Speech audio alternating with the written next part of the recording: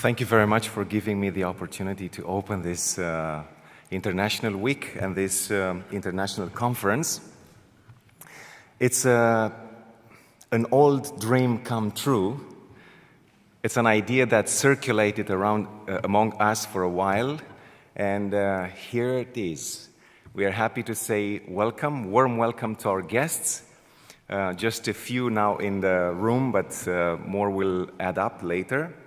As I said, there are two joint events. First of all, it's an international week, staff week, and then it's an international conference that begins right now. So, education, Bible, and society. In the view of our school, the first two elements, it's what gives meaning to live in society. Education and Bible. Therefore, we wanted to bring these three things together in such a way that the time you spend in the school as a student or the time you spend working, if you are a professional already, to be impacted by education and the Bible and make your role and your contribution to society, like I said, meaningful and fruitful. I'm happy that this conference brings together people from many countries. I don't know the exact number, but probably this will be announced later. When I say countries, I say also continents. I'm also very happy that some of the contributors will be students, our own students, which is again a great achievement and a great motivation, I'm sure, for later events. Similar events. The theme this week, this conference this year, which is the first edition actually, Contemporary Innovations, Challenges and Opportunities, it's large enough to accommodate various topics. Therefore, you will probably consult the program once in a while to see what things come up and gain your interest. It is my privilege to invite you to an opening prayer, as we usually do here when we start an event. So I'm asking you kindly to stand up and join me as we pray and want to officially begin this amazing time. Let's pray. Gracious Heavenly Father, we are thrilled to be together.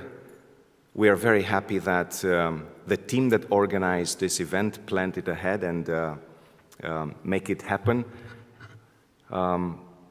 paid a lot of effort and used all their energies and efforts and connections and time for this to be possible.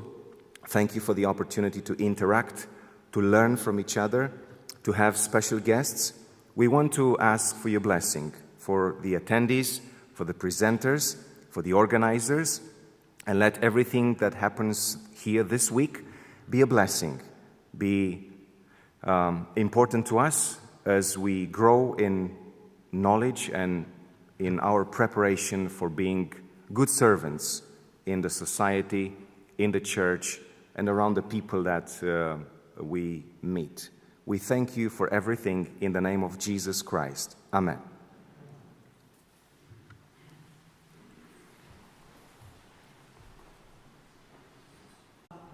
I think there are several. So the flags are representing each country who is represented here actually, through the presenters. So this is your homework. I think by noon you should know the number of the countries and which flag is for each country. Okay. Now it is my pleasure to introduce our first speaker. Dr. Maria Vallejo is from Peru. She was my teacher in advanced statistics, and I have great memories from that class. So let me tell you something, a few words about Dr. Maria. She is the General Director of the Peruvian University Tarapoto campus. She was the Academic Vice President, Dean of the Engineering and Architecture Faculty, at the Research Center Director at the Peruvian University. In addition, she was the Asia Pacific Research Center Director in the Philippines, and I know that time very well when she worked there. Her bachelor degree is in statistics, the master is in the methodology of behavioral sciences and health, and her doctorate or PhD is in psychology with an emphasis on psychological intervention and biological and social determinants, awarded by an University of Madrid, Spain. So Dr. Maria studied in Spain. She has landmarked research, data processing, and information management studies. She taught classes, a lot of classes in statistics for 30 years, and you benefited from one class yesterday afternoon, isn't that? So we are welcoming Dr. Maria, and we are willing to open our minds for your presentation, and after that, for questions, because if you have questions, we have a specific time to address those questions to Dr. Maria. Welcome, Dr. Maria. We're happy to having you here.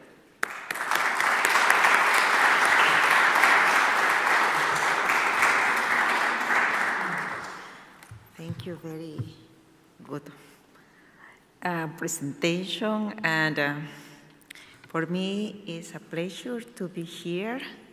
I am very happy because yesterday was a very good experience for me.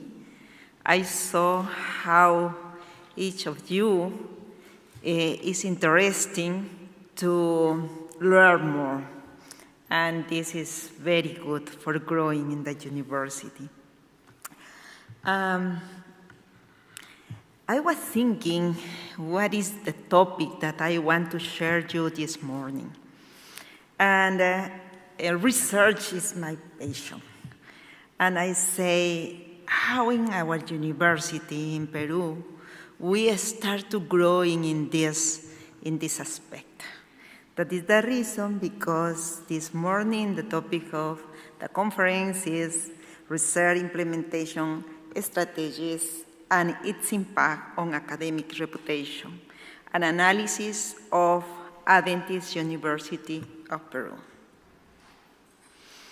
In 1 Corinthians chapter 10, verse 31 to 33 said, "So whether you eat or drink or whatever you do it all for the glory of God. Do not cause any to stumble, whether Jews, Greek, or the Church of God, even as I try to please everyone in every way. For I am not seeking my own good, but the good of many, so that they may be saved." What is the Adventist education philosophy? Adventist education takes care for four important aspects in our life: spiritual, intellectual, physical, and social. Adventist education promotes a life of faith in God and respect for the dignity of every human being, seeks the formation of the character similar to that of the Creator, encourage the development of independent thinking and not mere reflector of other men's thought, promotes an attitude of service to others, motivated by love, rather than selfish ambition, encourages the maximum development of each individual's potential, and inspires us to value everything true, good, and beautiful. What is the institutional mission for the Peruvian Union University, Universidad Peruana Unión? Said, we are a university community of the Seventh-day Adventist Church that models people so that they are upright, missionaries, and innovative, based on the biblical Christian worldview to serve God and the humanity. And what is the mission statement of the Adventus University? The Adventus University aims to train people who combine spiritual and professional excellence, promoting the values of a culture in society. It's like the same. Models, excellence, upright, missionaries, and innovative, spiritual and professional, based on the biblical Christian worldview to serve God and humanity, values of a creature in society. We need to be excellent in spiritual and professional. How is the milestone in our university to 2026? We have 3 milestones: plus excellence, plus salvation opportunities, and plus missions. Our plus excellence, we want to become to the top 10 private universities in Peru.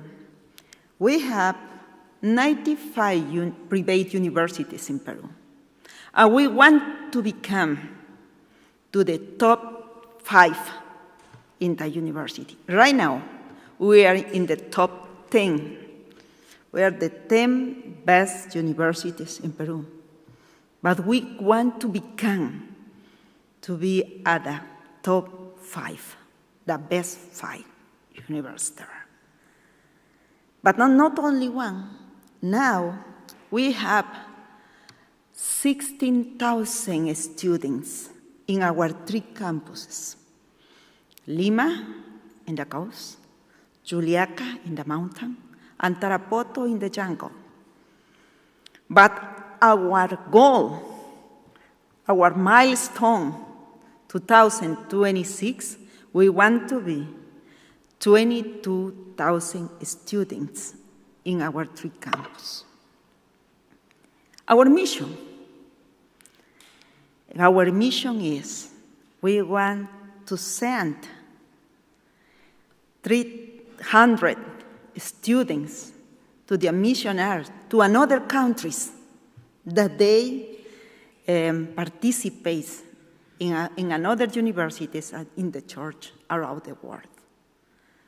This year, some student from Tarapoto, his name is Josué, come to Russia the last Monday. And another student is in Turkey. Another student is in Korea. This year, we want to send 10 students from Peru to Korea to work there.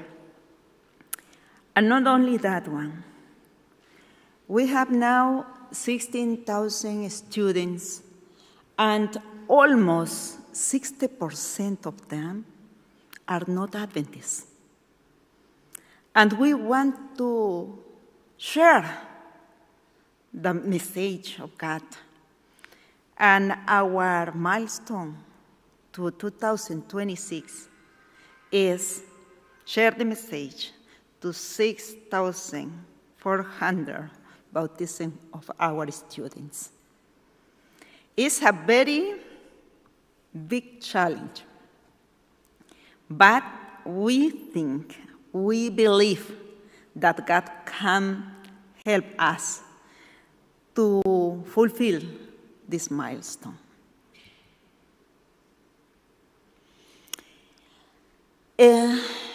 In this year, the last year, 2023, our students of medical school, they arrived the first place to the best medical school in Peru. We have 30 medical schools there. And in the exam of the national, we said there, ENAM in Spanish, is national exam of medical school.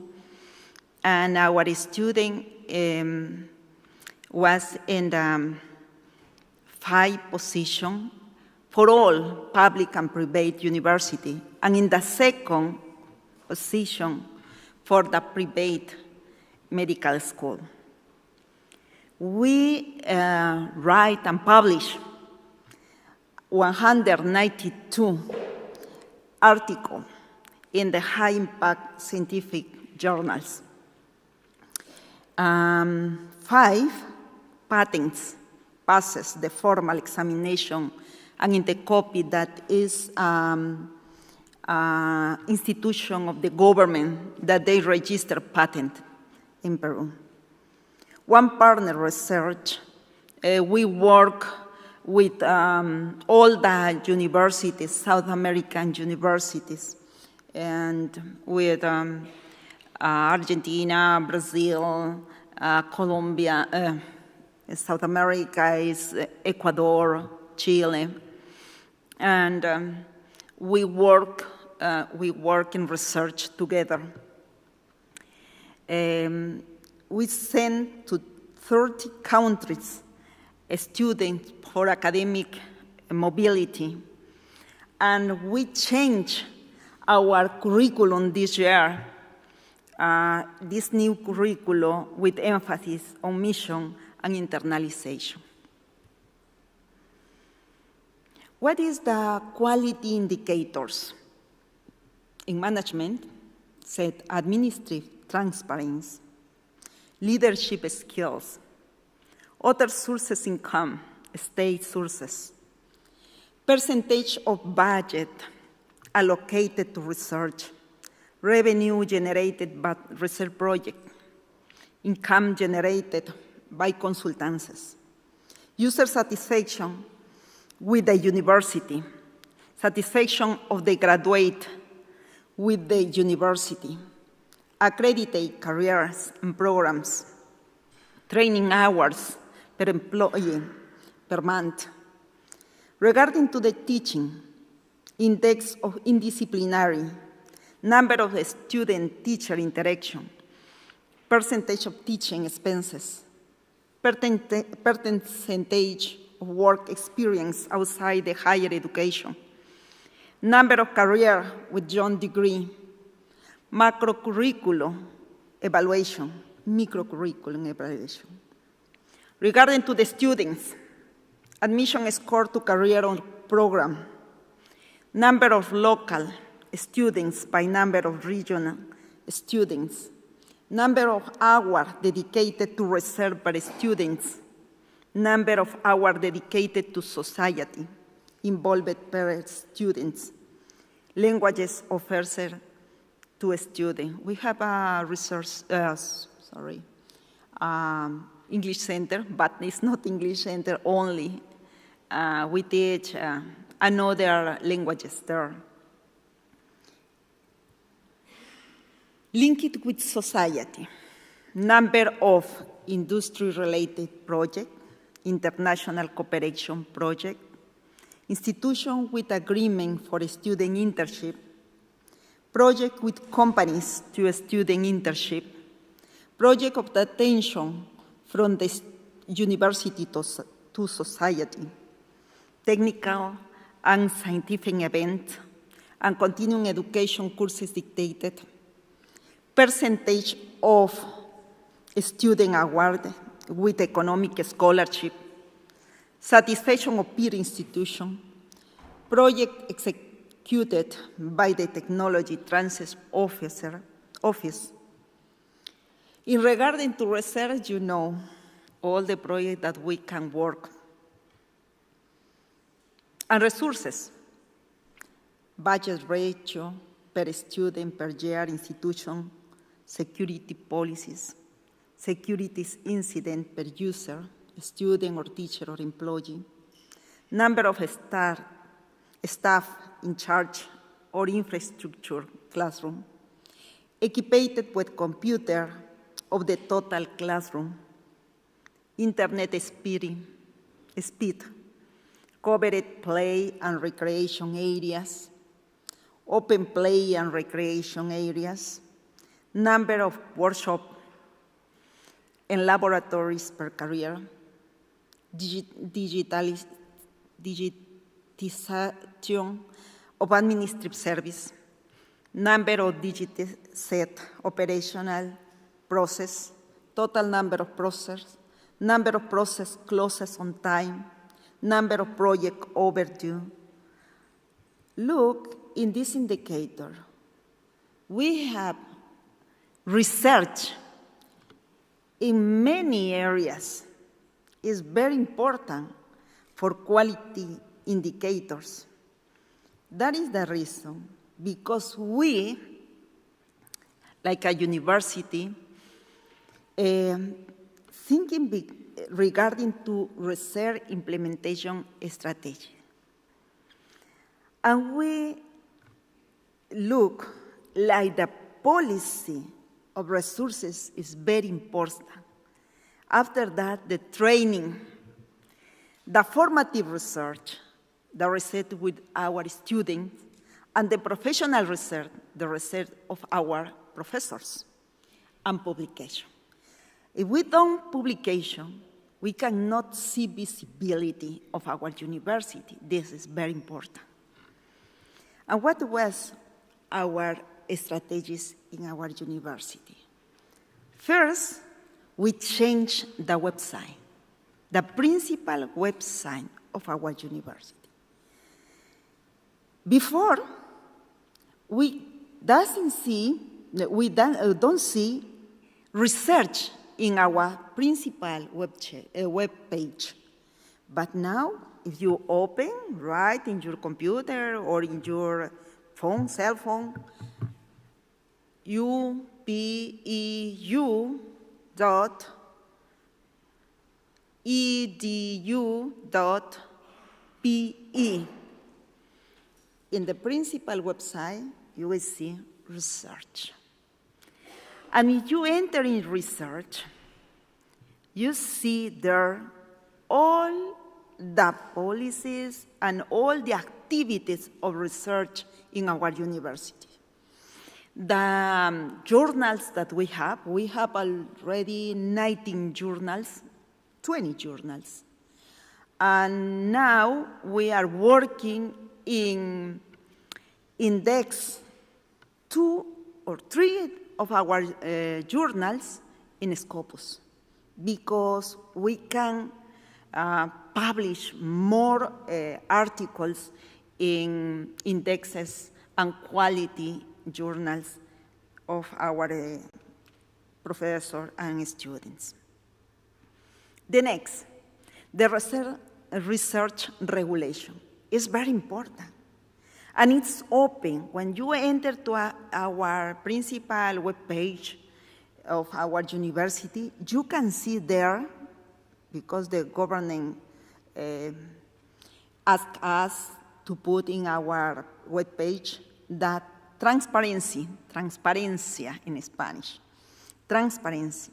You can see all the regulation of research of our university. It's important.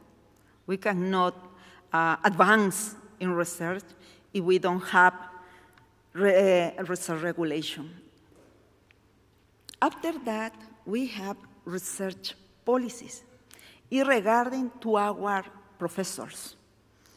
We have some professors that they are categories in a very good group. Is, I don't remember in English, distinguido, distinguished maybe, no? And We have only one, and this category is not for our university, it's for the government. We have an entity of the government that said CONCITEC, but said in English. In Spanish es Consejo Nacional de Ciencia y Tecnología. It's Science and Technology National Council, like that. And they categorize to the researchers. And distinguished, that is the highest category, is the professor teach only one course, and all the rest of the time they'll dedicate to the research. But what is the responsibility of this professor? He or she should publish 7 articles a year, and minimum 5 articles like a first author or corresponsal authors, not like a co-authors, it's other principal authors. And like that, obviously it has a different salary too. What is the policy supporting researchers' publication? First, in Peru, the majority of our professors and students, they speak only Spanish. That is the reason because we have people that help to translate the articles for submit. No? We give English translation support. We select a journal for publication. It's very difficult for the students or for some professor. They select a very good journal, and not only very good, because need to evaluate first what is the quality of the article first. And regarding to the article, the quality of the article, we can select the journal, and we have some professional in that.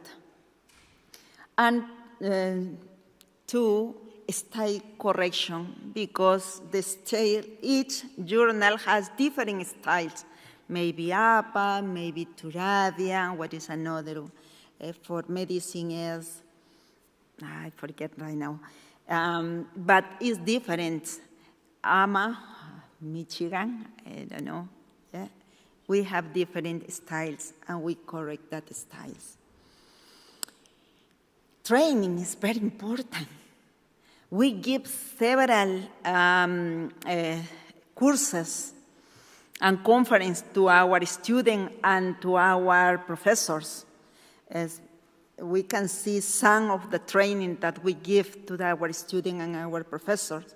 Search for information in databases. Use of reference management software. Maybe we have Mendeley, another one. We have some license for management software, for reference management.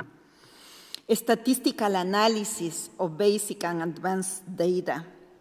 Scientific writing. Article submission and editorial process. Ethical scientific publication. Introduction to quality research. This is our challenge. We are very strong in quantitative research, but in qualitative research, we need to improve, growing in that. Structural equation modeling, introduction to application with Germany and R, because we want to use free software. And SPSS, you know, we need to pay for the license. We want to promote use free software. Analysis or interpretation on quality data, psychometric and factor analysis, fundamental and application with Jamovi and R, from zero to expert. Regarding to the publication, what to evaluate, what to reward. Editorial committee if our professors are part of the editorial committee or another, to another journal or our journal, we reward, give an incentive, it's okay? Incentivo to our professors or students. Position in authorship. If it's first author or corresponding author. No, if it's co-author. Should be only first author or corresponding author. Impact factor. We pay the APC, that is for publish the article in the journal, only if the journal is quartile 1 and quartile 2. No for quartile 3, 4, and on conference proceeding. We pay the APCs, no? The cost of the submit or the publish the article only for journals quartile 1 and quartile 2. Number of publications in the period, categorization process importance, accreditation, because our university is accredited for the government and is important research. This was the evolution of publication in our university. Look, our university is fundada. What is this? Founded. Oh, thank you. Thank you. English is not very well for me. It's founded in 1993. But from 1993 to 1997, we don't have any articles in very good journals. No publication in our university. We start in 1997, but in 10 years, we published only 4 articles from 1997 to 2007. And from 2008 to 2018, in 10 years more, we published only 23 articles. But in 2019, we published in only 1 year 22 articles. And in 2020, 51, double, more than double. And in 2021, 106. In 2022, 203.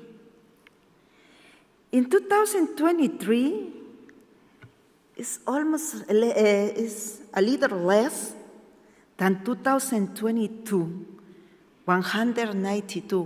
Why? Because we said we pay the article only see the articles are submitted in a very good journal, quartile 1 and quartile 2. That was the reason that we publish a little less. But we know that Scopus collect the article until June of this year, the last year. We hope that we publish like the same of 2022. We have the hopeness. This year, 2024, until last night, we have 39 articles. This is the distribution of our articles in the journals. In 2022, 51% of our articles was in the journal Quartile 1 and Quartile 2. But in 2023, 74 of our articles were in Quartile 1 and Quartile 2. We are for the excellence, because the excellence, that is the position, in position 5, is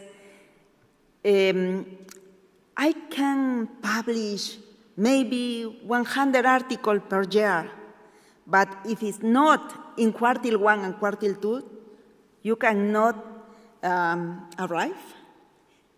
achieve the very good position in the universities. That is the reason because we want to publish in this. Publication distribution by type of article. In 2022, 50% of our articles were in conference proceeding, but in 2023, only 5%. That is the quality. This is very sad, because we have 3 campuses. Obviously, the majority of our articles are published in Lima. It's the capital of Peru. We had 167. But in Juliaca, only 28. And in Tarapoto, only 9. That is the reason, because now I am in Tarapoto. Because we need to encourage, we need to, what is so, impulsar. What is impulsar? Impulsar. Oh, okay. Motivate to publish more. This is per career. What career publish more? Obviously, medicine. Medicine published the majority of our articles. It's in all around the world. It's not only in our university. Medicine investigate, research more than in other careers. What about theology? The last year published 8 in very good journals. But is what's said in theology is applied theology. It's applied theology. And in, for example, education, 13. We know that in social science we cannot write a lot, but here in our university and in all universities, maybe in health is the most published in article. Regarding to our students, this is our student not for graduate school. It's for a student for, how do you say, for college. It's for licenciatura in Spanish, no? And these students are from medical school. And they are registered in the government like researchers. For example, this student, the first student, he is in the 4th year of medicine school. Medicine in Peru is 7 years. And he's very good in research. Participating in undergraduate student publication in 2023. 7 teachers participate in the publication. 80 students participate in the publication, obviously, in graduate school and in, for college. Students participate in 31.5% of the publication, 65 articles. 7.5% of the publication are with exclusive students, not professor, only students. 16 articles. 23% of the publication are the product of the tests to obtain the professional title. 47 articles. Formative research plan for the students. Clear competencies and objectives. Articulation in the curriculum plan. Initial challenge, graduates with quality thesis. Activate participation of the research coordinators. Thesis and in article format. Our students no work in the traditional thesis. They work in article. And if they want to get the, diploma, the degree, if they want to get the degree for education, for nursing, for medicine, anything, for any careers, they need to write an article and submit. If they don't not submit, they can defend their research. Obviously, all the students submit articles, and not all accepted by the journal, but we reach that number of articles because all the students and professors submit their research. Thesis in article format, professor who teach research courses with experience and writing and publish article, continuing training for teachers and students. Other comprehensive intervention, project registration, math check plagiarism, ethics committee. We have ethics committee for the university, classroom advisors, comprehensive courses, bonus for advisors and examination boards, research time protection policy. We have events, many events for the students. Jornada Científica, Science Conference for the students. We have student scientific societies per career, SOSEMs. Sorry, I think that is the time. Is different societies for career, scientific societies for students. Renacid research teacher. We have the last year 48 professors recognized by the government like a researcher. Patents. We have patents. And UPU research collaboration in the last 5 years with other countries. I think that this year we'll collaborate with Adventus University too. Internal financial or research and innovation project. We have, this one is project of innovation, concurso, innovation challenge in UPU. Patents. In 2022, we patents registration 3 patents. In 2023, 4 patents. This year, we want to patent 6. Research recognition and incentive for our professors and students.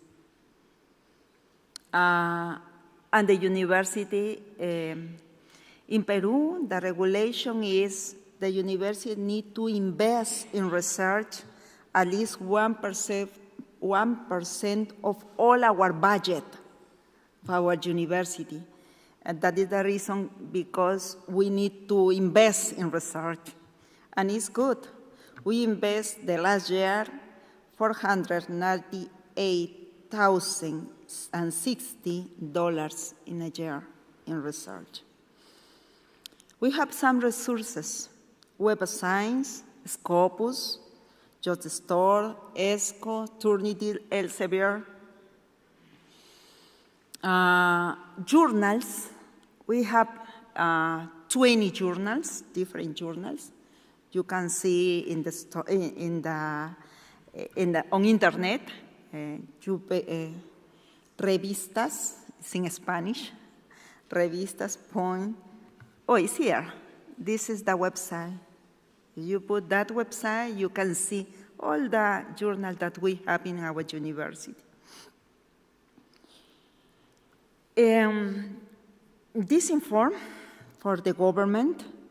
In 2020, we was in the position 34 in 2020. In 2022, we was in the position 14 for all university, public and private university. If we see only private university, we are in the position 10, in the top 10 of the universities. We are secure that God help us, but our students and professors do a lot of work too in research. Goals and challenges for 2024. Scientific publication in Scopus Index Journal, we want to publish 2030 this year, 2024. RENACID qualified research teacher, 60 is our goal. Patent registered in Scopus, in the copy, 5. Research and innovation project, 20. Application for 4 UBEU magazine or journal to the Scopus. Obtain external financial for research and innovation project. We need to improve in this part that we need to lograr awards, funds, external funds. We don't have a lot in that part. What is the university reputation? Generation of knowledge. If we don't know, no generation of knowledge, we cannot write university reputation. Internalization, visibility, and university reputation. What is stake?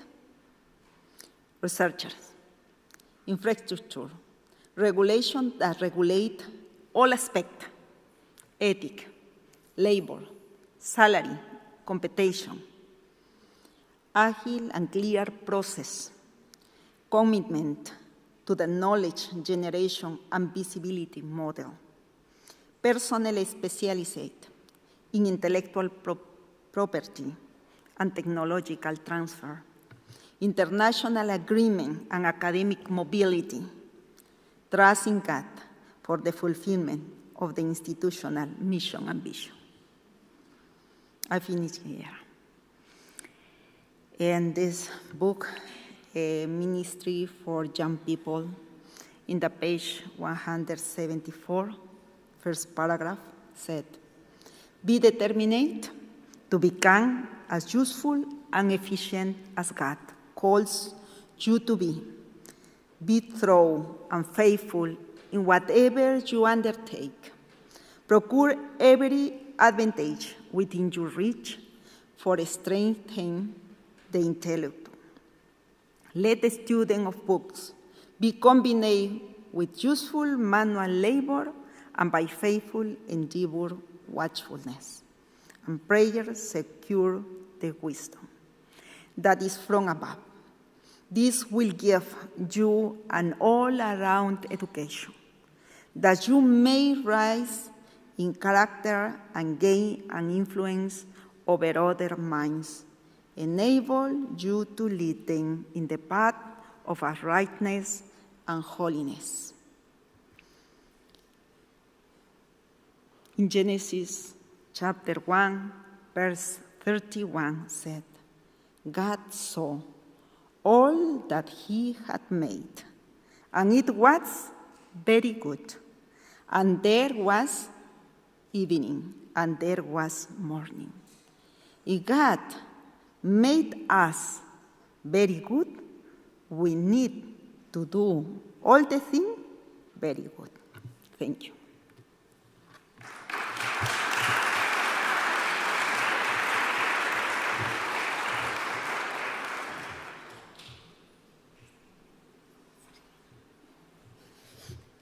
Thank you very much, Dr. Maria. We have some minutes for questions for you. So if from audience it's someone who wants to ask something, to address a question, it's your time, so we have several minutes. It's someone curious to know more about this great presentation. For me, it was motivating to look for more, for more quality, for more international projects, for more research, for more publications. So, aiming high. So, please. I wanted to ask, at one slide you had a structure in which you gathered publications and other publications. The structure of publication was formative research and professional research. I wanted to ask that if you had any other strategies in implementing or stimulating students to do research other than making the thesis as articles, because what I saw out of your presentation was that a very big part in the publications from Peru universities is from students, and I wanted to see if you had any other strategies in stimulating them. Thank you.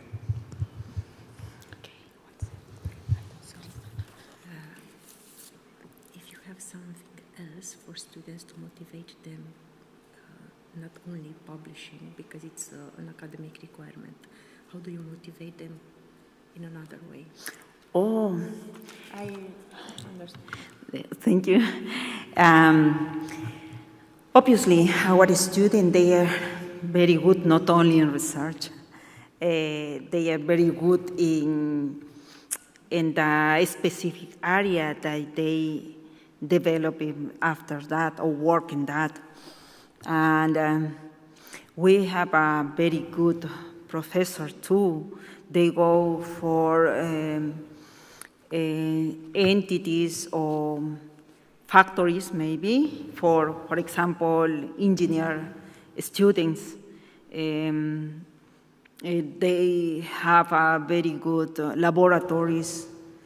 Obviously, in our Adventist university, we don't have a lot of money because we not only take care for knowledge, we take care for our students for growing spiritual area too, and do mission, go for preach in the community and teach the knowledge that they gain in the room, in the school. And they participate in different activities, and all is budget, all is money. And but we try to do good in all the aspects. Now I presented research, but they not growing only in research, they growing in all the aspects that we holistic education they receive. So it's not only about external or extrinsic motivation, it's intrinsic, okay? Should be from inside because you are rewarded by what you are doing with your teachers inside of your university and outside for mission. Yes, it's for mission. They go. We have, this was not my presentation, but a mission is very strong in the university. For example, every Friday night, the student, what is this, meet in the houses of the professors. In my house, come 20 students and give, not only we read the Bible, we sing songs, but not only like that. We give food for them. Compartir. We share the food, no? and pass very good moments. In the morning, they, fundated new churches, no? And in the afternoon, they go for the community to teach the Bible to another people that they don't know about Jesus. It's very strong in that area too. Thank you very much. So it's not only about research, as you heard this morning. It's also about mission and other aspects, holistic approach. Okay, Anna, do you want to ask something? I saw your hand.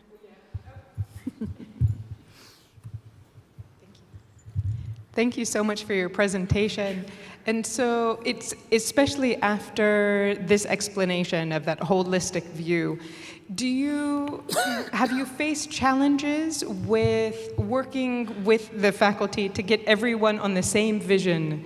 So how to have that holistic view, how much research, how much the spirituality in the community, and how do you get people to have the same vision all together when we're all individuals? Yeah. It's about how can you handle to balance. Okay. So that is not for teachers. Okay. Not all teachers, they publish, obviously.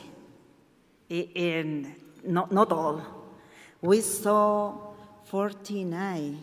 We had how many teachers in that? We have how many teachers in our university? Maybe 500? But not all of them are researchers, no? But we have, for example, only 6 researchers that they publish more. One of them published 30 articles per year, only one. Very good. And we had more. We had maybe 4 professors that they publish a lot, and another university pay 10 times more that we pay, and they go. We cannot keep in there. No. But our professors that we have, they are missionary, that they publish more now, because another professor, they are not loyalty maybe to our university, but we give time and effort for all the aspects in our university to our students. Thank you very much. If you have more questions, please look for Dr. Maria during the tea break or lunch break and ask in person, individually ask questions, because our time is done. So, Dr. Maria, thank you very much for your presentation. We are more motivated to conduct research and to put our standards higher than now, because God is asking us to increase our quality and to look for better always. Thank you very much. This is a certificate of participation from our conference.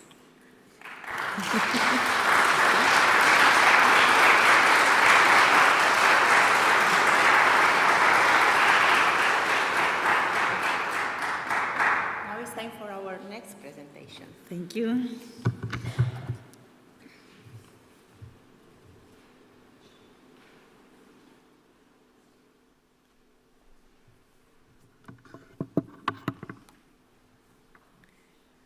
We continue the plenary session with Dr. Gustavo Gregorutti. Dr. Gregorutti is a professor at School of Leadership at Andrews University, and he has also been a visiting professor at several Latin American universities. Dr. Gregorutti has also a very interesting educational background. He has a bachelor degree and a master's degree in Universidad Adventista de La Plata, Argentina, and a PhD in Educational Administration and Leadership in Andrews University, and also a PhD in Higher Education at Humboldt University zu Berlin. He has a very interesting topic for us today, challenges and opportunities in Adventist higher education. I want us to take full advantage of this time, and I'll give him the floor. Thank you, Dr. Gregorutti.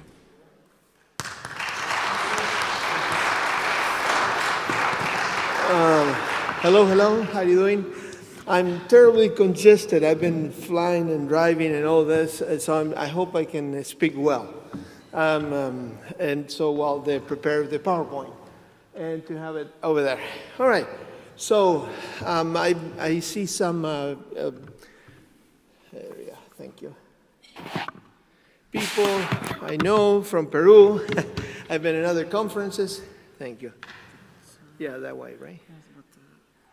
And so, it's the first time I'm in Cernica or the Adventus University in Romania. It's a good experience. The weather's much friendlier than in Michigan, and also than London. You know, I was in London today, so oh my God, it's so depressive over there. Here is wonderful. All right, it's coming? Okay, well, you have to reverse it. Yes. Because, yeah. Anyway, so I've been studying a similar topic.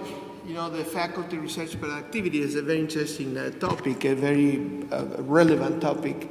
But I just want to briefly, while we set this up, respond one of the questions, one of the young fellows here. Research productivity of engaging professors into and a student, it's a complex, difficult topic. It requires a lot of resources, time, and institutions. We, as Adventist, is an area of a challenge, essentially. We're not really producing much. One of the reasons is resources. The other one is the other one is actually not only resources, but emphasis, you know, the point of interest. We're kind of looking into something else. Right? And so today I want to bring to you kind of big picture of Adventist higher education, specifically. We built these institutions on some premises, some elements, and we develop complex institutions. But over the years, we have these situations, these institutions that are kind of going in different directions. There you are, you got it, thank you. You know, good, thank you, good. You have this techie guys here. So I'm gonna introduce to you, let me put my clock. I was, I was a teacher when I started working, and one of the things they tell you, be careful about time, you know. It's time, you know. It's always important. And so I'm going to set my clock. So how many minutes do you have now, Gianina? Yeah, I know. Okay, you will work. Okay, so I don't have to worry about it. All right. By the way, I met Gianina the first time I see you in person because we were engaged in one of the projects and kind of international team, IAS and other professors. By the way, did not go well. I mean, just boom, you know, flat. Sometimes projects do not really take off. It's a process, but it's important. And so I was saying, as we approach these elements, I want to use a figure, a kind of an image to bring to you what I'm going to say to you is actually an interpretation. We cannot, the same speech can be done in a different way. The same elements can be interpreted in different ways. So I want to use this. When I was a boy, this is in Argentina. I'm from Argentina originally. I live in 7 countries all over the world, and I like culture and different things. But I was puzzled by this bridge. There was underneath the bridge to this side 4 or 5 big poles in the middle of the river, and I wonder, why is that? I couldn't understand in my childish mind why those poles in the middle of the river. So I started doing interpretations of the facts. and say, maybe they built a house there, and then say, maybe there was a guy there controlling the traffic of the boats or something like that. So I was interpreting in my mind as a child. Of course, then those theories, interpretations, were adjusted by reality. Then someone told me, hey, no, actually, there was a bridge there.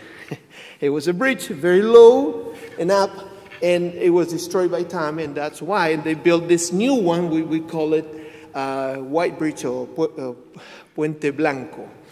By the way, Romanian is very close in pronunciation to Spanish, and several of you understand what I'm saying. So this is a central element in science. We interpret, we create interpretations, and when interpretations are developed through different testing, we can create a theory which is essentially saying, hey, if you do this, it's going to happen this. If you drop a pen, it's going to fall because of gravity, right?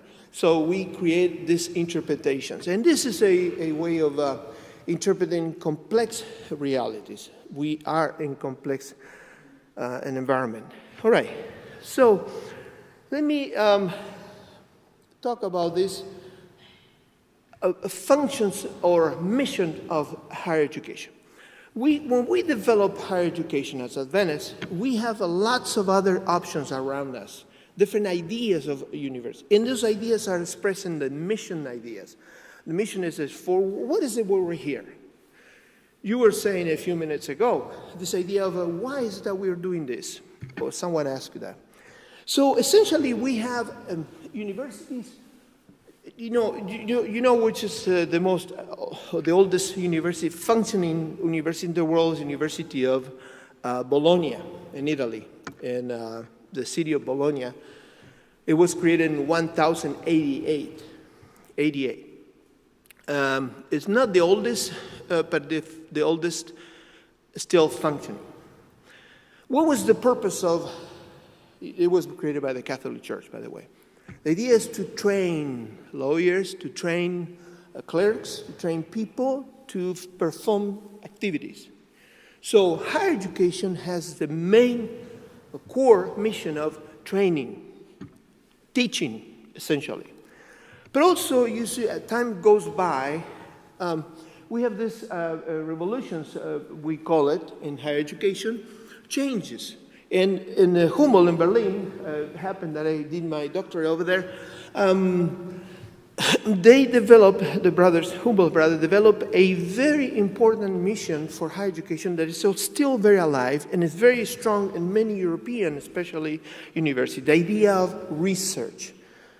But research, not studying besides teaching, is bringing research into teaching and teaching into research, a connection.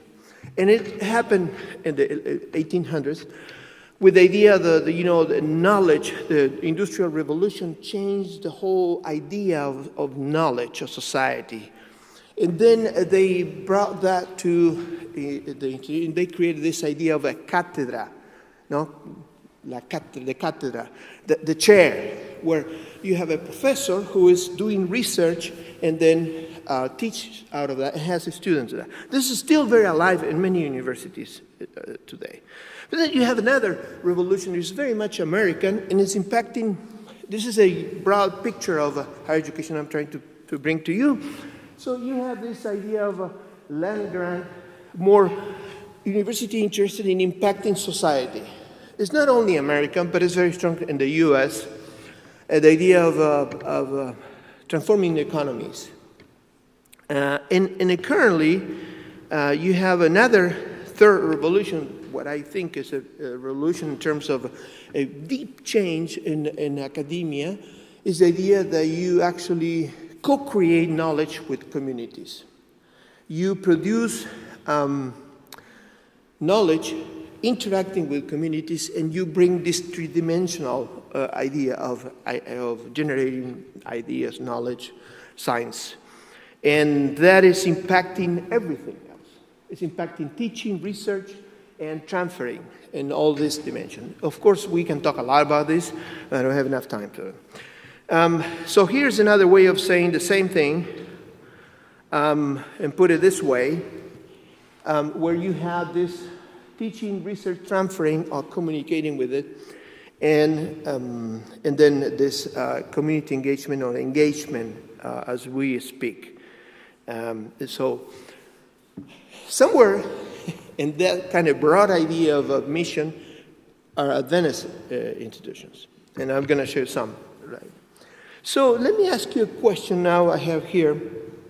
Why do we have Adventist education in the first place? I mean, if we are, training people, you can train it everywhere else, and anywhere. And we spend a lot of money with education. Just to give you an idea, Andrews University spends more than $2 million mowing and cleaning the snow. Do you have an idea what I'm talking about? More than $2 million just mowing, cleaning, and so it's a vacuum of dollars. And the president here can tell you how much money it costs everything here.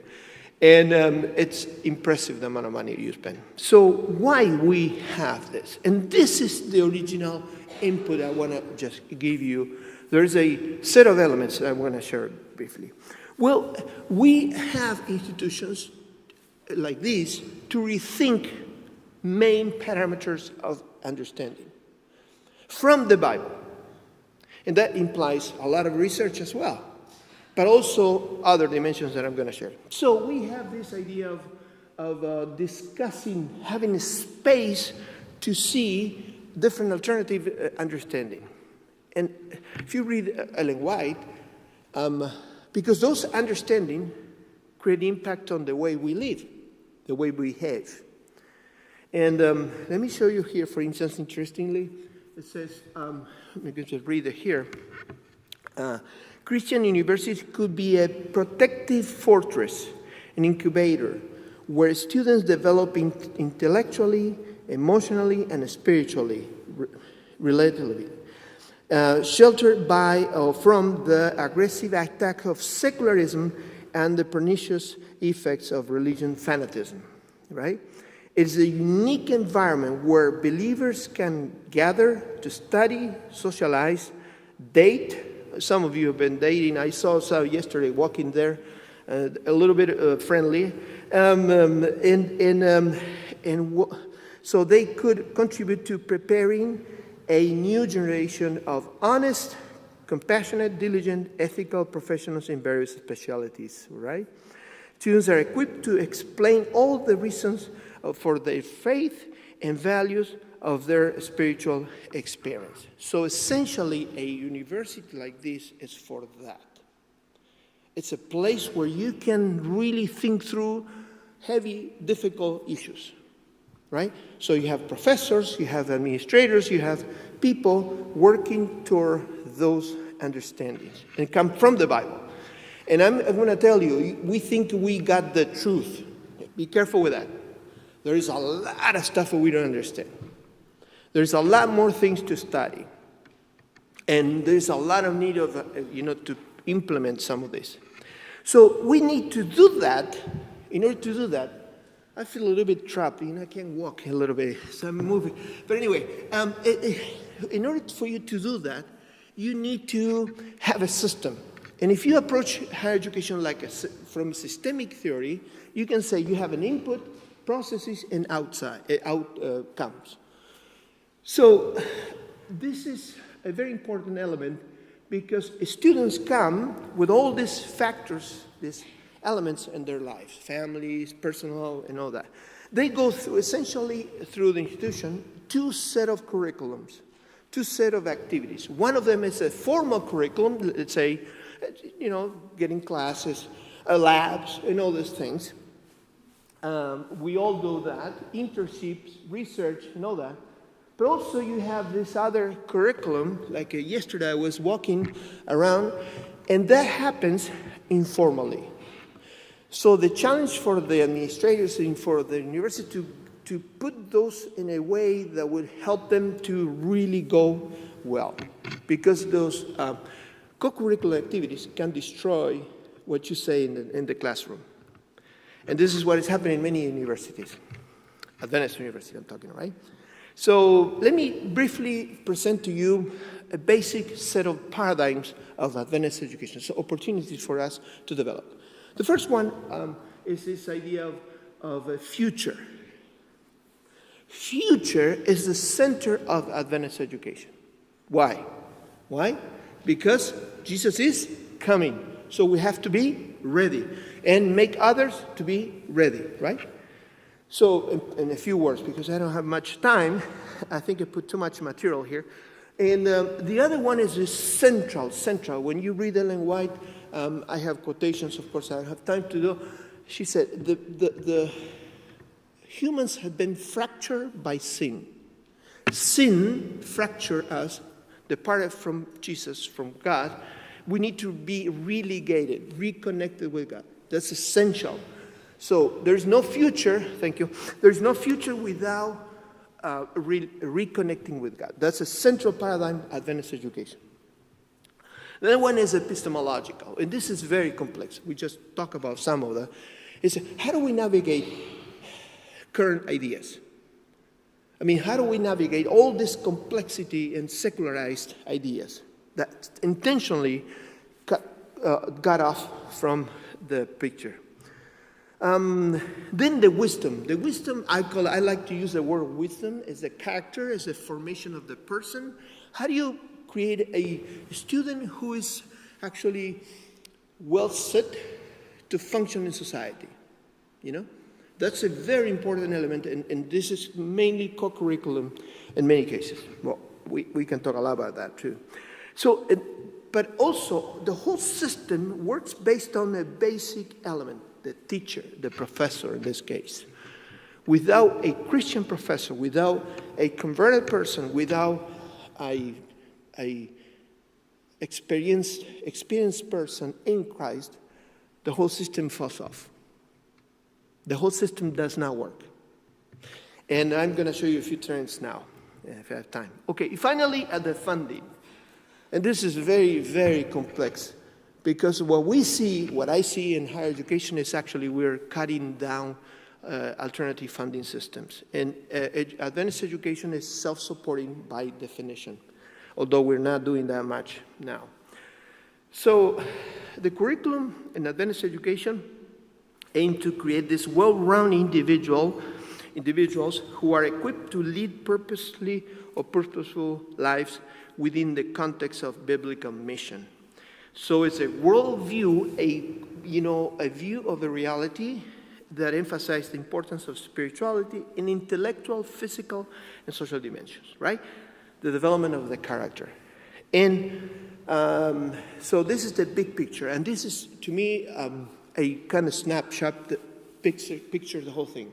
It's an Adventist model of education develops between an idea of a human being and between and its end, and then between the anthropology and biblical eschatology. So how do we interpret the person and what is going to happen with that person at the end, right? So let me show you briefly some trends. I didn't have time to translate some of this. Look, the church started with one institution in 1880. And look, the first numbers of institutions, how it grew up to the 80s. Look, the first institution started with 52 students in Battle Creek, not far from where we live in Michigan, and it grew in that direction. Now the students and the church, the membership was growing. But let me show you here, this is from the 90s, which is more interesting to see. The church experienced a explosion of growth in the 90s. And this is associated with also neoliberal policies all over the world that prompt institutions. But look, in the 90, we have 76 institutions, 2000, 94, and so. And then we have a plateauing in 2010 and on, and we are about 120 or so, no more than that. The students also grew and continue to grow. But look this. This is the most difficult picture. because the growth comes with some, maybe not. Look, in 90, we have 89, almost 90% of the students were Adventist, and 94 of the professors were Adventist. Look in 2019, what is happening? Half of the students are not Adventist, and I'm not against that. And 68% of the teachers, professors are from the church. So what is happening is that the church is actually hiring out a lot of non-Christians, well, some cases non-Christian, non-Adventists. Might be very good people, by the way. But that creates a lot of tension in some of the core elements. Yeah, you have to finish. So, what do we have? We don't have more Adventist students. That's interesting. I was talking the other day in Yash. We went to visit there, and then we went to Moldova. They started a new school in Yash with 20 students, only Adventist. The rest were non-Adventist, you know. And it's a factor of product perceptions of the product and perceptions of the cost, and how do we communicate that? So students are looking at this idea of cost, product, and how that product is promoted within the communities. So let me briefly show you this quotation from Ellen White. One of the core elements of Adventist education, and the challenge is that we are not self-supporting many of the institutions. We're depending very much from tuition, and that creates a lot of ripples we can discuss later. But let me show you a college. It's not an Adventist, but it implements the Adventist education of self-supporting principle. This college is in southern Missouri or northern Arkansas, and it's College of the Ozarks. They don't charge tuition. And you work 15 hours per week. That sounds like in the 80s and the 90s, you could work. And they are very sound financially. And I can show you why later, but I don't have time to do that. And so that it's essential for our development. So I have to cut some elements here, but I want to briefly say that there is no institution, possible institution, without a solid system of self-financing. Many of the ideas that I presented to you are not possible because of the lack of funding. And we, as a system, have been walking away from self-supporting ideas, models, to tuition-driven. And the more we do that, the more trouble we get, and more difficult to sustain the philosophy we have. I'm going to stop there because, we don't have enough time, just to respect the schedule. Thank you.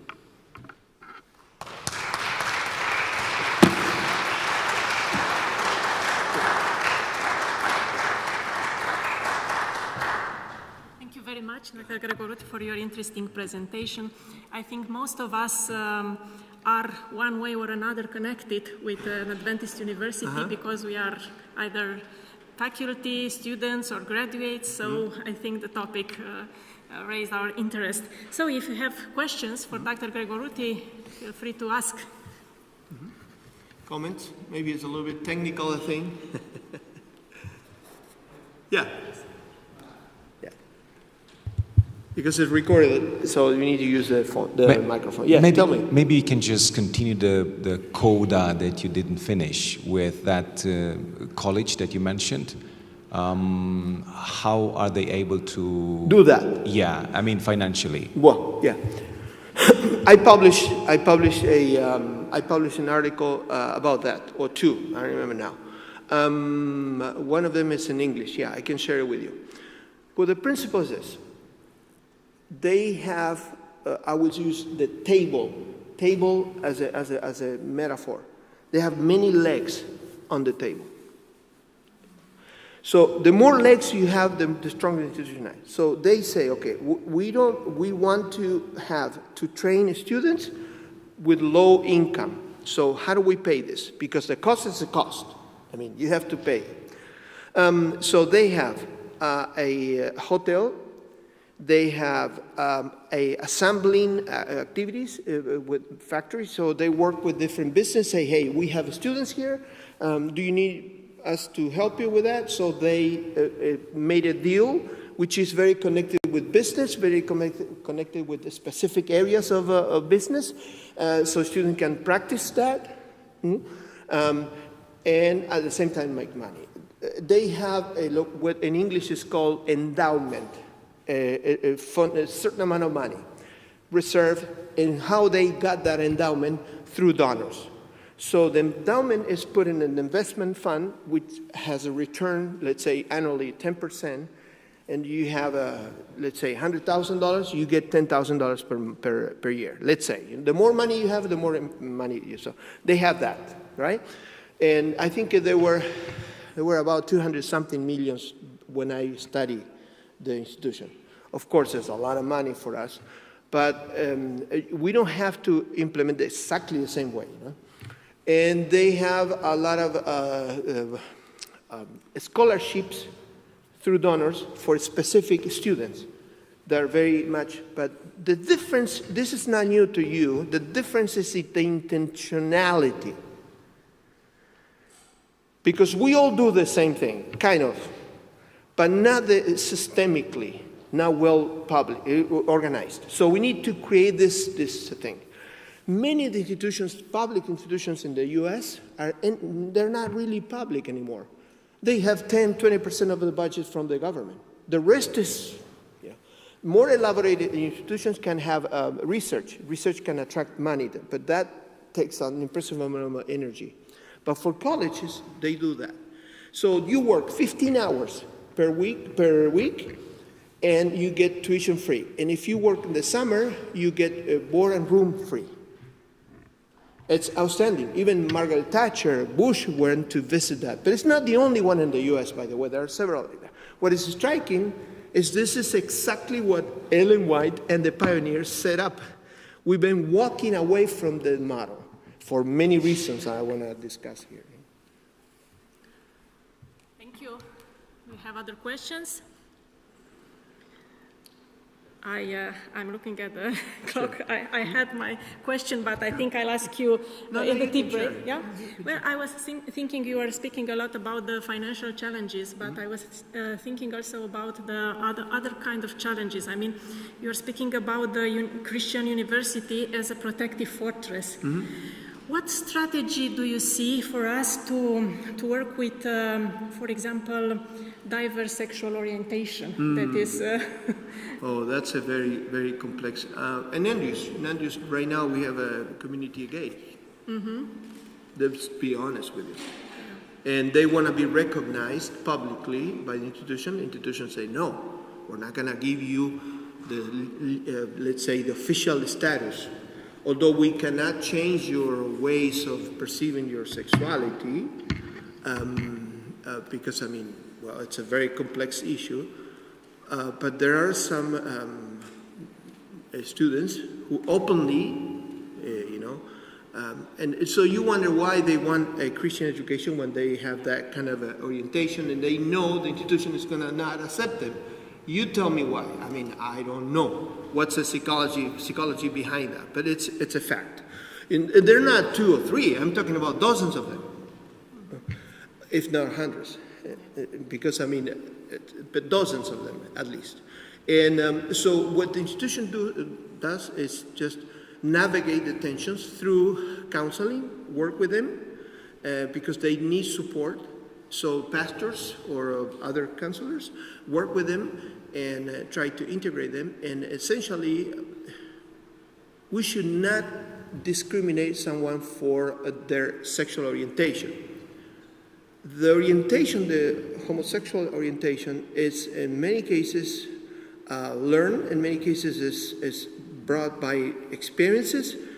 The practice of sexual intercourse is more problematic, and this is what we need to talk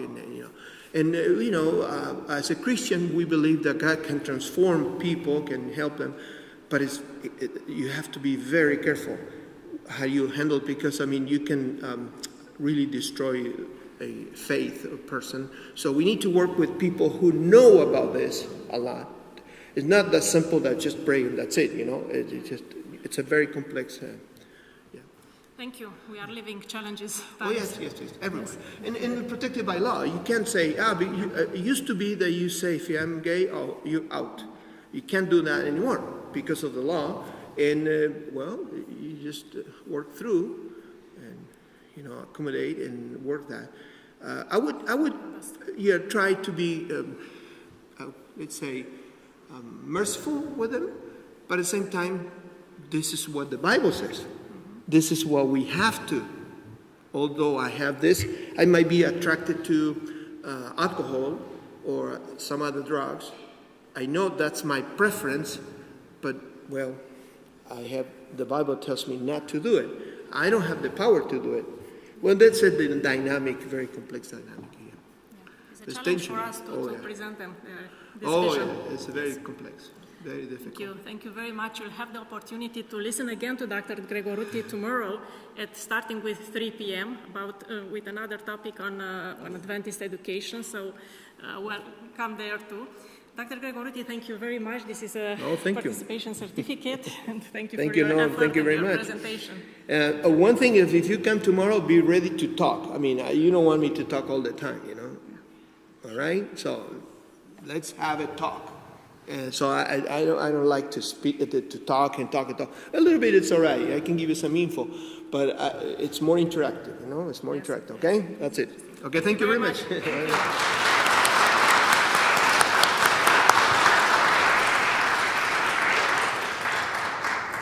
For the next presentation, I'll invite here Dr. Gianina-Estera Petre. Dr. Petre is an associate professor at Adventus University and also the director of Adventus Research Center. She's also the editor-in-chief of the Journal of Educational Studies. She is a guest professor at IAS, Philippines, and Montemorelos University in Mexico. Dr. Petre will share with us her research findings about transferring CoLearnITT instructional design from pre-service to in-service teachers through qualitative research. Dr. Petre.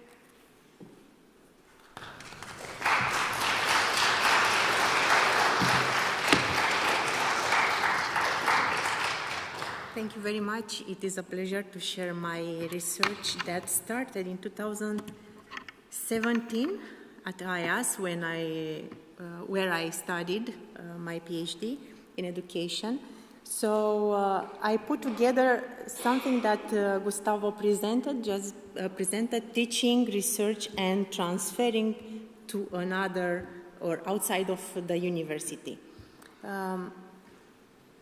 My presentation, as was mentioned, is titled Transferring CoLearnITT Instructional Design from Pre-Service to In-Service Teacher through Qualitative Research.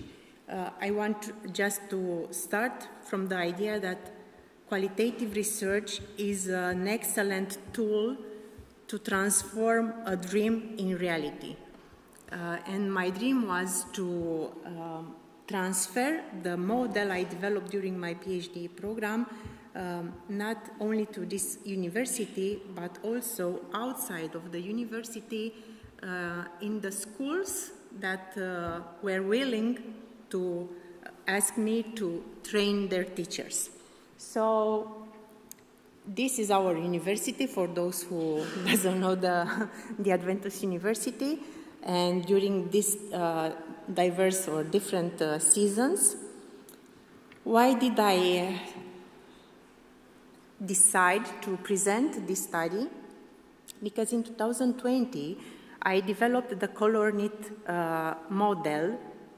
Again, CoLearnITT stands for Cooperative Learning for Initial Teacher Training.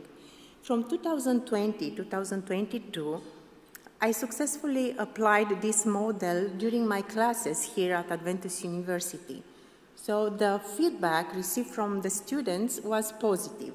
And for this reason, those who were studying here, the students, and also working in different schools, Adventist schools, started to apply or to transfer from our classroom to their classrooms, so that the directors or the chaplains understood that it's something different in their teaching. So they started to invite me to train the teachers from different schools, Adventist schools, by using this model or part of the model, because I couldn't implement everything from this model. So the European Commission in 2019 wrote about Romania that initial teacher education offers very little preparation and practical training, particularly in modern teaching techniques. So I decided to develop this model because it was a need. Okay. Is a need to make both the initial teacher training and in-service teacher training more effective to achieve the European standards. We have the process model, CoLearnITT, for implementing interactive teaching and cooperative learning, and it was successfully applied during my classes. However, was not implemented through research in other institutions, Adventist educational institutions. So this was the gap. It was a lack there, a contextual gap. Now, it was a need. And this is the model that I developed during my studies. To implement cooperative learning, you need different components to support your implementation and to be successful. So you need to use the training model, and I will present it later, a little bit later. To make room for interaction in the classroom, you need to have or to use flipped classroom. Also, you need to be trained how to manage the classroom, because when you have interaction, it's more difficult to manage the activities and the behavior of your students. Also, I decided to include the dimensions of learning model, and I will also present it later, a little bit later. I am not rejecting lecturing. So I am pro-lecture, teacher lecture, but I am pro-interactive lecturing, because you cannot speak for 50 minutes or for 2 hours or for 3 hours and students just listening. You will be going to lose them or their attention. And also another component of this model to be successful is mastery learning, giving feedback to the students so that they can achieve the highest level for their development, physical, cognitive, emotional, spiritual, a holistic approach. And it was a result after implementing cooperative learning, that there are biblical values, integration of faith and learning, if we are using cooperative learning, because cooperation is the law of heaven, no? So it was by default coming up, integration of faith and learning, and we decided to be focused more on this aspect because it is important in Adventist education. So CoLearnITT is a holistical process model because it's covering instructional, cognitive, emotional, social, and spiritual aspects. It is research-based because each component is tested and improved through research. It is clear because it responds to the why, what, and how to implement cooperative learning. And it is comprehensive with interconnected pieces forming its educational framework. Let me tell you about a little bit about what. In the what, by responding to the what question, I am giving you an overview on the dimensions of learning model, because I think in all of the training I conducted in transferring from pre-service to in-service teachers training, I used these dimensions of learning model. And some of you already experienced many of the strategies and methods I wrote here, because some of you are from those schools who asked me to go there and train the teachers. So the first dimension is attitudes and perceptions, and you need to use specific methods so that these attitudes and perceptions will become positive, because only in a positive environment you can learn properly. Also, to be trained. Acquire and integrate knowledge is the second one. Extend and refine knowledge, use knowledge meaningfully, and habits of mind, or how to internalize, to have all these values internal. How to do it is the last level of this dimension of learning. For each dimension, I put together some strategies, methods, and teaching techniques so that each dimension is achieved and we have outcomes from each. How did I do this training? By using, as mentioned, the training model in 4 steps. Joyce and Showers, who developed this model, said that only transmitting knowledge or presenting knowledge, we retain only 10% of the presentation. Regarding the skills that we develop, it's only 5%. But after a training, if you have only theoretical aspects, you'll go home and transferring nothing. Is research, a longitudinal research, and no one from the training sessions went home and transferred something. So it was only for training. But when they demonstrated or modeled the teaching strategies, 30% regarding knowledge was achieved, 20% regarding skills. Still no one went home to transfer what they have learned during the training. What did they add to this training? They said, let's practice here during the training. What I have demonstrated, you should practice in groups or by groups in micro-teachings. And most of you know what is a micro-teaching because you experienced that already. So after practicing during the training, micro-teaching, the knowledge increased at 60%. Skills also developed to 60%, but only 5 of them went home and transferred what they have learned. So the percent was very low. And they said, oh, okay, this is a problem because a lot of money were spent. So what should we do? Study groups, they said. After training, the teachers who participated in the training should gather by groups, discuss about what they have learned, and motivated each other to transfer to their classroom, observing each other, how do they teach, and so on. So it was a group support, and the percentage increased to 95% for knowledge, skills, and transfer implementation to the classroom. So it was a successful decision and step to be added. So in this study, I want to show how through qualitative research, the instructional design, CoLearnITT, developed for an academic program, expanded to a national training program for in-service Christian schools. 3 theories are supporting my study: structure, process, outcome theory, positive interdependence, and empowerment education framework. And you can see that everything is to support education and transfer this model from training to classrooms.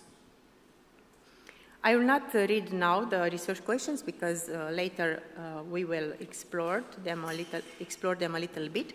The research design was a case study, a single embedded case study. The case was CoLearnITT implementation process, and it was embedded in 3 pilot schools. Because you will see that I will present that I had more participants, but still I'm focusing on a few schools. Action research was the second research design used because it's a cyclical process to improve practices, and it was the framework for CoLearnITT implementation for training and transferring to classrooms. I will not stay more on the research design. You see there 3 yellow points.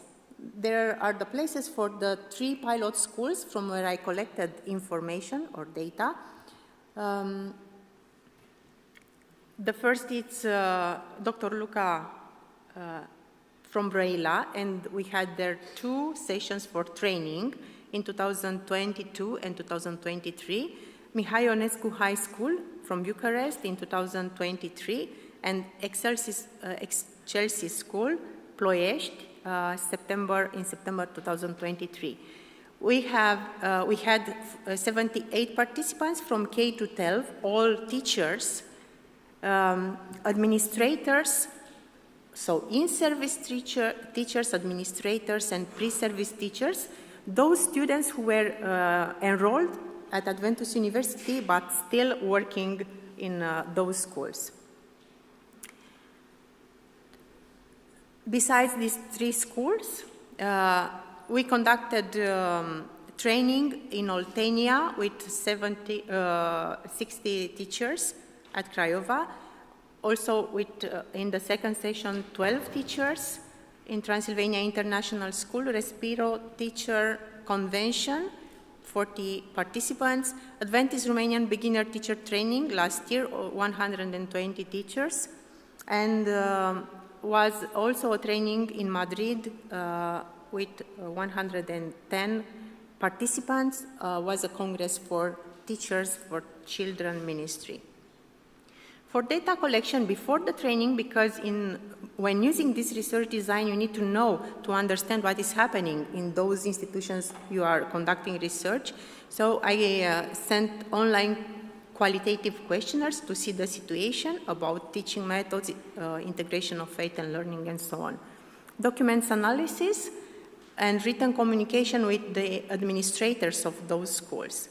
After the training, after implementation, I conducted a focus group discussion at Brăila School, and I took notes, observation notes during micro teachings, and you see what happened or what are the results.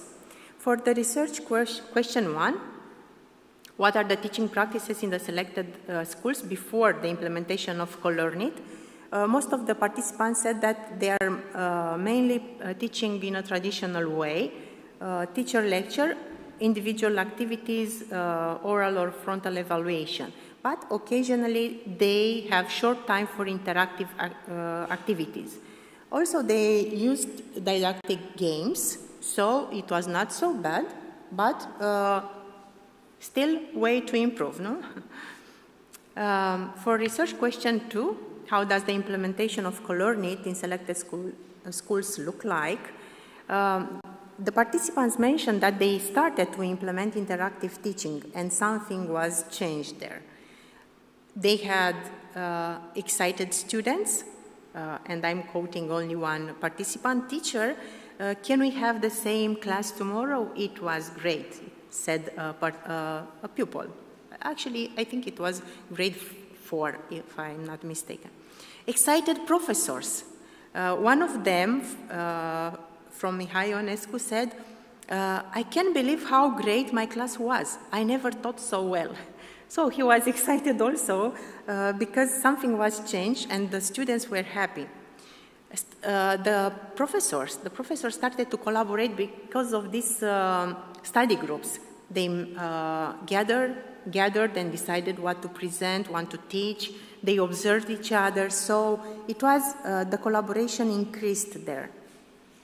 It was a fulfilled dreams of the administrators. One of the administrators said, I wanted to have study groups for many years. Now, when my teachers are saying we do not have time for class observations, I am responding, we need to do that. Our trainer asked us to do it. So it's not anymore my request. The trainer said that you should do that. So also the administrators were happy. What were the challenges for implementing this model? Lack of strong teaching skills. So only after one session of training is not enough to be sure for to transfer or to use these teaching methods, new teaching methods. Students were not familiar with the new methods of teaching because you need to use them several times to help them get used. What were the coping strategies? Implementing the study groups. This was a very strong point. Reviewing the teaching methods learned during the training in these study groups. So if they work together, when they work together, it was a refresh. Thank you. Systematically applying the new teaching methods, observing and being observed in the classrooms. So this was a strong point and helped the participants to find coping strategies for their struggles. What are the recommendations in continuing teaching to CoLearnITT at the selected schools? Systematically applying the new teaching methods, considering the study groups as the best way to be successful in the CoLearnITT implementation, closely following the schedule decided in each study group, and continuing the training program. These were the recommendations from the participants. The study is not finished because it's action research, it is cyclical. So I need to go back there to these schools and have the second cycle of training, and after that giving them time to implement and so on. For this reason, the conclusion is not the final conclusion. Yeah? Improving teaching skills is possible when teachers receive systematically training in the CoLearnITT instructional design. This training boosts their confidence in their teaching abilities and encourages them to implement the suggested instructional design effectively. Therefore, it is advisable to establish a Training the Trainers program to ensure timely support for schools that choose to participate in the training. So the invitations are so many that I cannot handle. I need to train trainers. So this is the next step that I will propose to those involved schools and to our educational department from Union. Is here Eugen, the director of this department. So we need to increase the team so that this model can be successfully applied in those places where it is an interest in the model. Thank you very much for your attention. I hope that is something to think on, this model, and to be open to transfer it in your classrooms.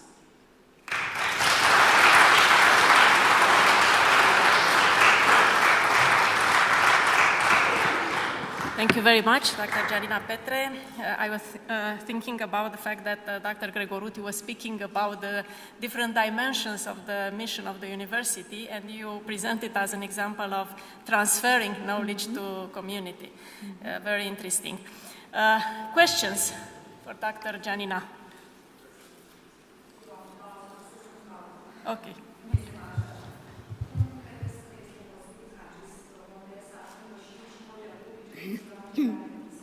So the question was about how to transfer this model to the public schools, not only to the Adventist schools. This is a very interesting question, and I was thinking on this because some of our students, non-Adventist students, are willing to facilitate a training in their schools. So only when an invitation can come from that school, we can discuss in our university committees and decided. I am open to do that. Actually, I would be happy to do that. But still we need the invitation because all these trainings are based on the invitation received from different institutions, educational institutions. So go ahead and send that invitation, and we'll be willing to help you. Your school. You're welcome. Okay. First of all, thank you very much, Professor, for this presentation. And my question is this. So you presented a new model of learning and teaching. Is there a new way of evaluation? So how do you evaluate your students? Yes.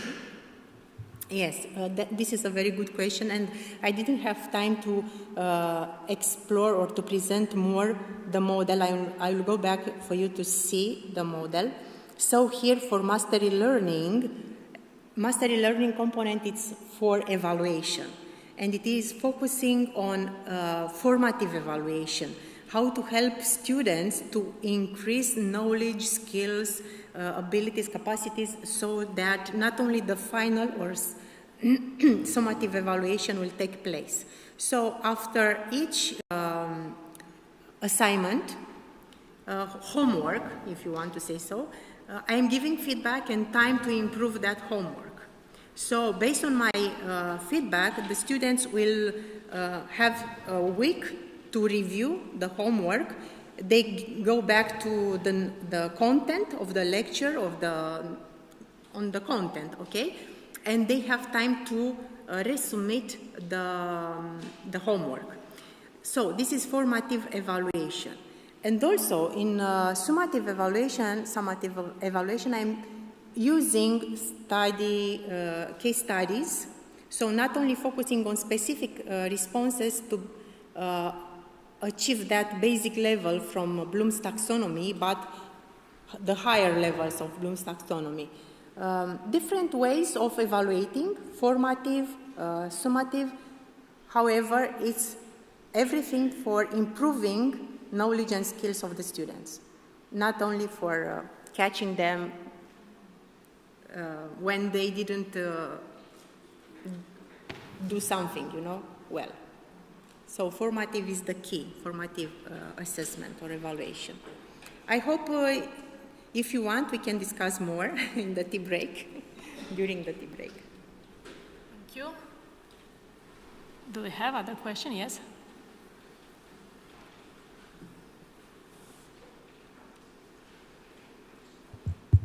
Does this model work for university level teaching? Does the model that you presented work at university level teaching as well, or just primary school, middle school, and high school teaching? Thank you. Was developed for higher education. So first when I implemented or when I conducted research to develop this model was here in higher education. But after this I had to adjust. Actually, it's not about adjusting the strategies, the teaching methods, or the techniques. They are the same, they have the same steps. But the way you are presenting in front of the students or pupils, depends on the level, is different. It's the content who makes the difference.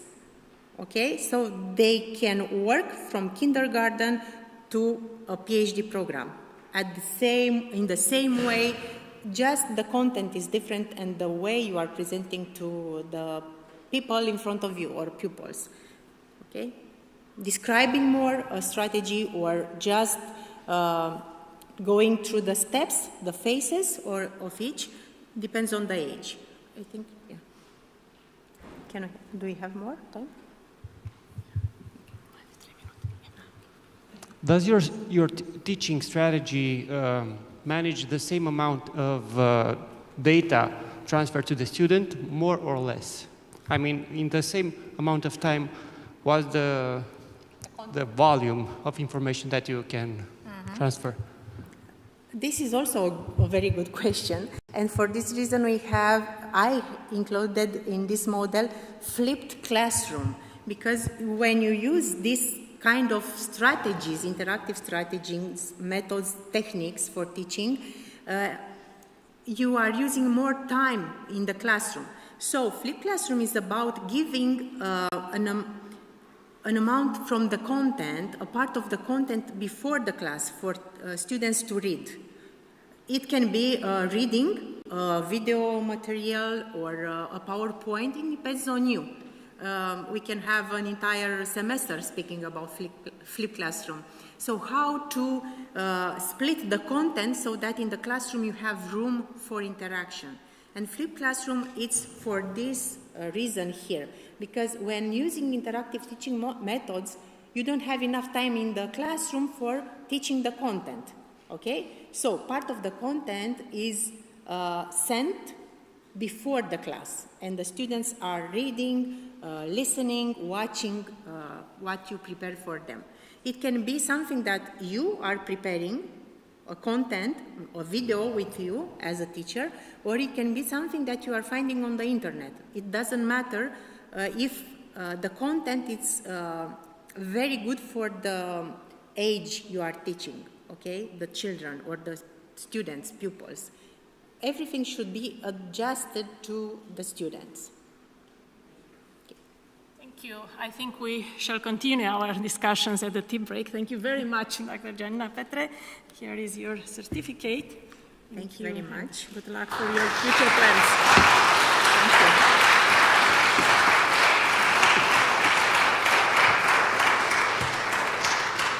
So now we'll have a tea break in that part of the building.